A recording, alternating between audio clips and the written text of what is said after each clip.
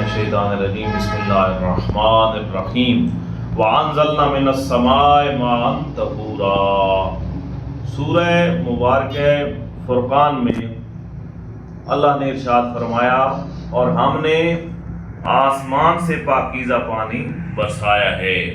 پانی کی جہاں یہ خصوصیت ہے کہ وہ خود پاکیزہ ہے، اسی طرح نجس چیزوں کو پاک بھی کرتا ہے۔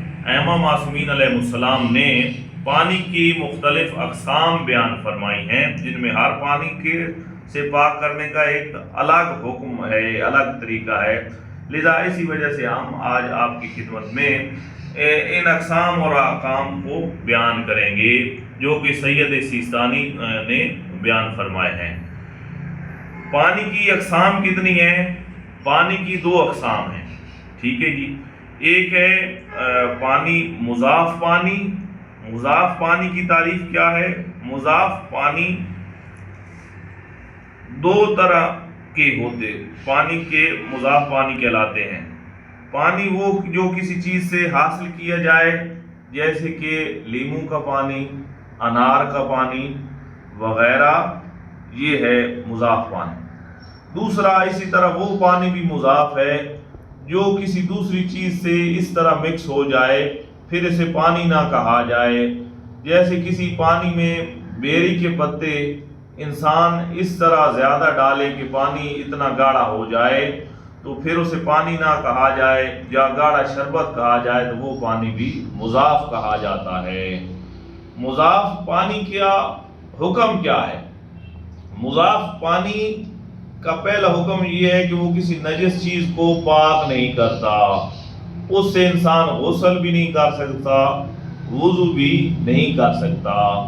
تیسرا، اگر اس میں نجاست گر جائے تو وہ فوراً نجس ہو جائے گا۔ اب سوال یہ ہے، کیا دودھ، شیرہ، سالن، لسی، تیل، پٹرول، کیا یہ مضاف پانی شمار ہوں گے؟ تو فرمایا دودھ، شیرہ، سالن، لسی، تیل، پٹرول وغیرہ اگرچہ ان کو مضاف نہیں کہا جاتا لیکن ان کا حکم مضاف پانی والا ہی ہے، یعنی اگر اس میں نجاست کا ایک ذرہ بھی گر جائے تو یہ سارا دودھ اور سارا سالن نجس ہو جائے گا۔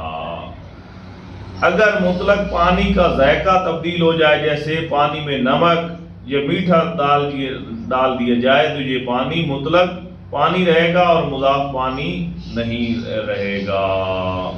تو پھر ارشاد فرمایا کہ مطلق پانی کو پاک کرنے کے لیے بسا اوقات جراثیم کش ادویات کا استعمال کیا جاتا ہے جس سے پانی کا ذائقہ تبدیل ہو جاتا ہے، تو اس کا کیا حکم ہے؟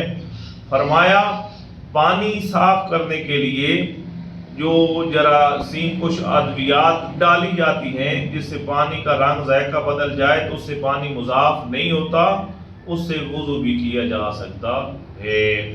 اسی طرح انشاءاللہ یہ جو پانی کے مسائل اور احکام ہیں یہ آپ کی خدمت میں ایسا ہم عرض کرتے رہیں گے۔ انشاءاللہ آپ مزید ہماری رہنمائی کریں گے اور انشاءاللہ خداوند عالم بے محمد والے کو ہمیں عمل کرنے کی توفیق عطا فرمائے۔